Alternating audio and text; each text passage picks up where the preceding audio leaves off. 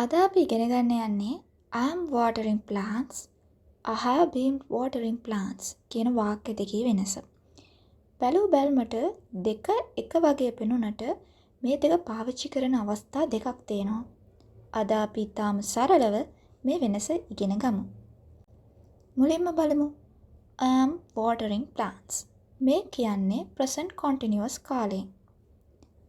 මෙහිදී අපි අවධානය දෙන්නේ දැන් සිදුවෙන දෙයට විතරයි. උදාහරණයක් විදියට කවුරු හරි වාගෙන් අහනවා What are you doing right now? What are you doing right now? එතකොට අපිට කියන්න පුළුවන් I am watering plants. I am watering plants. මම දැන් පැලවලට වතුර දමමින් ඉන්නවා. මෙතනදී ඔයා කොච්චර වෙලාවක ඉඳන්ද මේක කරන්නේ කියන එක වැදගත් වෙන්නේ නැහැ.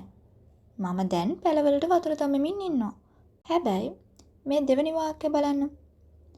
I have been watering plants. I have been watering plants. මේකෙදී අපි අවධානය දෙන්නේ කාලපරාසයට.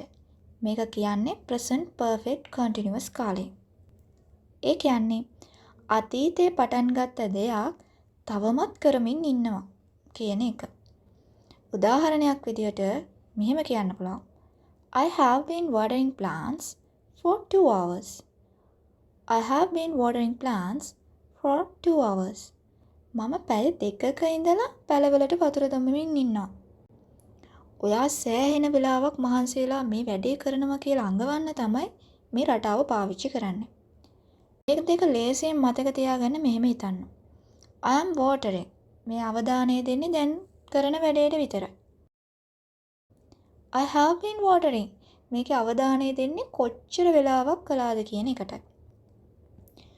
අපි හිතමුකෝ ඔයා වතුර දාලා ඉවරයි කියලා. හැබැයි ඔයාගේ ඇඳුම් තෙමිලා, ඔයාට මහන්සි. එතකොට කෙනෙක් ඇහුවොත් ඇයි මේ මහන්සි වෙලා කියලා ඔයාට කියන්න පුළුවන් I have been watering plants. I have been watering plants. ඒ කියන්නේ ක්‍රියාව ඉවර වුණත් ඒකේ ප්‍රතිඵලය තවම තියෙනවා. ඉතින් මම හිතනවා අදින් පස්සේ ඔයාලට මේ රටා දෙක පටලැවෙන එකක් නැහැ කියලා.